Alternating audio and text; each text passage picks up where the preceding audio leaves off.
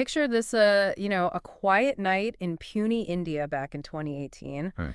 Everything's still peaceful, Right. but under the surface, this really audacious crime is going down, the cyber heist of Cosmos Bank. Wow. And this wasn't some, smash and grab. No. It was this, digital infiltration, so cunning. It's, straight out of, like a high-tech thriller or something. Absolutely. So welcome to the deep dive where we just, unpack these crazy stories behind the headlines. Yeah, forget your ski masks and your crowbars. Yeah. This is something else entirely. Totally. We're talking Cosmos Bank, an institution that had been around in Pune for over a century. Yeah. Like a grand old, almost like a castle built on tradition and, history. Yeah. But that night, their digital walls were breached, by this invisible enemy. And that's what's so fascinating, right? Like, this wasn't about brute force. This was about exploiting these, unseen cracks in their digital armor. Exactly. So our mission today is to, dissect this digital burglary piece by piece, figure out how they pulled it off, what tools they used, and what lessons we can all learn from this, high-stakes drama. Well, let's start with the weapon they used. Malware. Okay. Now, the term might sound like something out of a sci-fi movie, but basically it's just malicious software. Right. Think of it like a tiny little, digital creature that sneaks into a computer system and takes control. Mm-hmm. But what makes the Cosmos Bank attack so interesting is that this wasn't just some, off-the-shelf malware. Right. This was custom built, like a bespoke set of digital lockpicks made just to get past Cosmos Bank's defenses. Okay, so they had this tailor-made digital key, but how did they even get it into the bank system? It's not like they could just, plug in a USB drive. Right. No, this is where it gets really interesting. This is where lateral movement comes in. Okay. Remember that castle analogy? Well, instead of attacking the main gate, the attackers probably found a side entrance. Some vulnerability in the bank's huge network. Yeah. Once inside the malware, let them move silently from one computer system to another, mapping out the place, searching for weak spots. Wow. Basically a digital reconnaissance mission happening right under their noses. So it's like a thief, quietly exploring all the secret passages of a mansion. Exactly. Getting closer and closer to the vault. Precisely. So they weren't just in one room. They were sneaking through the whole digital infrastructure. Sure. And once they were in, how did they actually pull off the heist? How do they actually get the money? Well, this is where command and control comes in. Okay. The malware included these things called remote access tools, or RATs. Imagine a remote control, but instead of for your TV, it's for the entire bank's computer network. Right. These RATs let the criminals basically become puppet masters.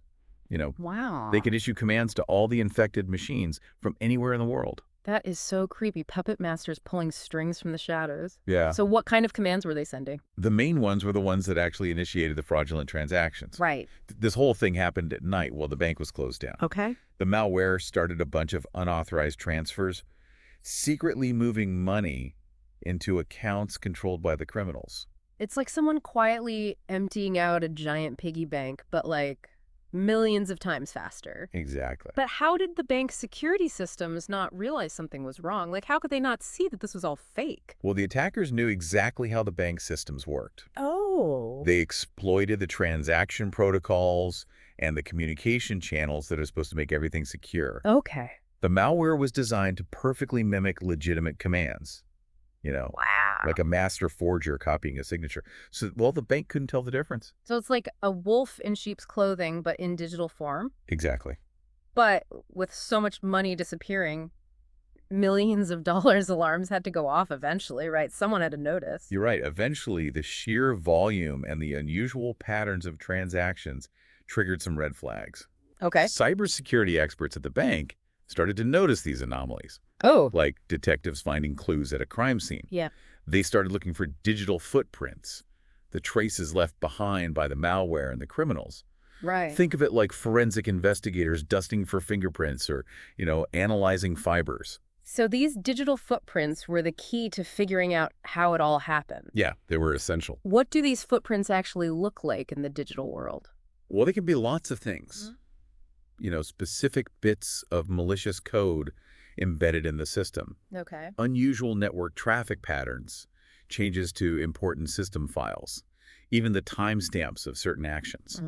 It's like a trail of breadcrumbs leading back to the attackers. And as investigators followed this trail, they would have been using some pretty technical terms. Okay, well, let's break down some of that jargon for our listeners. Sure. So we know malware is the bad software. What about lateral movement? Right. Lateral movement is how the attackers moved through the bank's network, jumping from one system to another, expanding their control. Like an oil spill spreading across the water. Exactly. And the remote access Trojan or RAT. The RAT is the malware that gave the attackers that remote control access. It was their key to controlling the bank's computers from afar. And exfiltration. That sounds like something James Bond would do. Haha. It does have a certain flair. Right. Exfiltration just means secretly copying and transferring sensitive data out of a secure system. So in the Cosmos Bank case, it was mainly about stealing money, but they could have stolen customer data or other information too, right? Absolutely. That could have been even worse. And lastly, vulnerability. A vulnerability is just a weakness in a system's security, Okay. like an unlocked window in a vault. So the cybercriminals found and exploited these vulnerabilities to get in and carry out their attack. Exactly. But it wasn't just one unlocked window, was it? This was a much bigger, more coordinated attack. Right. This wasn't just some random act. The Cosmos Bank attack was carefully planned, and it involved multiple steps. Okay.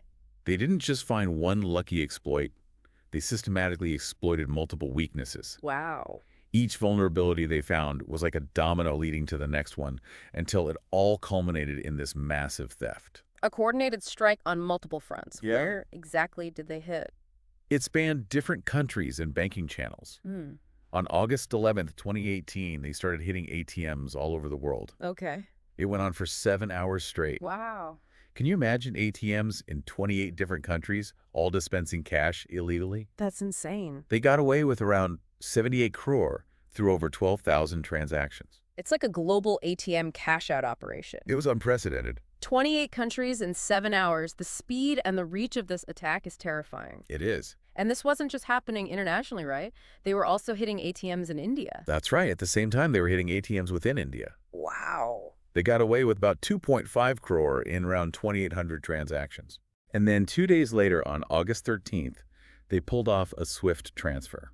What's that? It's a system banks use for international communication. Okay. They transferred a huge amount, 13.92 crore, to an account in Hong Kong.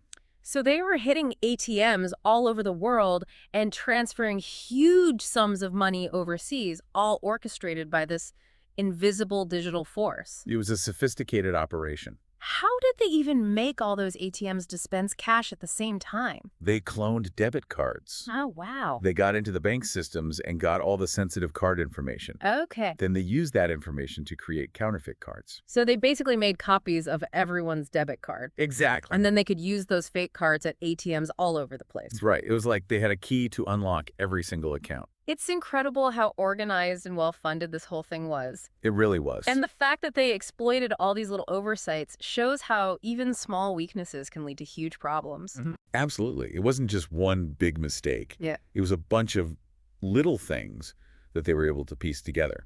So when Cosmos Bank finally realized what had happened, what did they do? They had to act fast. Yeah. They shut down their ATM servers and their online banking services. Like hitting the emergency brakes. Exactly. They had to stop the bleeding. And then they had to figure out who did it and how to make sure it never happened again. Right. They launched a huge investigation involving law enforcement and cybersecurity experts. Wow.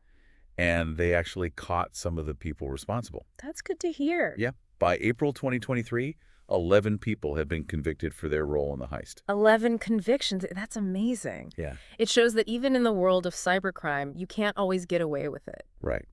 So when we look back at the Cosmos Bank attack, what are the main lessons? Why should everyone be paying attention to this? This attack is a huge warning for our digital world. Oh, okay. It shows how important cybersecurity is for everyone, not just banks. Yeah. Remember our castle analogy. Yeah. Well, this attack proved that even the biggest, strongest institutions can be vulnerable.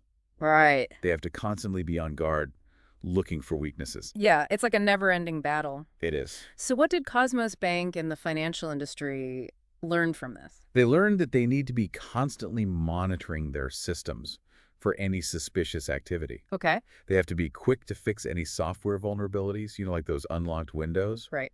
And they need to have multiple layers of security so that if one layer fails, the others can still protect them.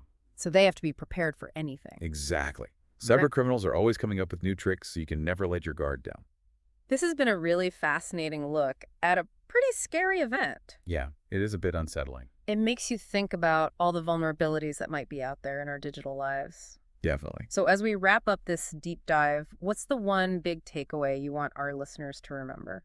The big takeaway is that in today's world, anyone can be a target of a cyber attack. The Cosmos bank heist showed how clever and determined these criminals can be, Yeah. and it showed how much damage they can do. So what can we do to protect ourselves? Well, that's the big question, isn't it? It is. What other hidden vulnerabilities are out there? Right. And how can we stay ahead of the criminals? It's like a constant game of cat and mouse. It really is. Well, thanks for joining us for this deep dive. It's been a real eye-opener. My pleasure. And to all our listeners out there, stay safe, stay vigilant, and we'll see you next time. See you later. Bye.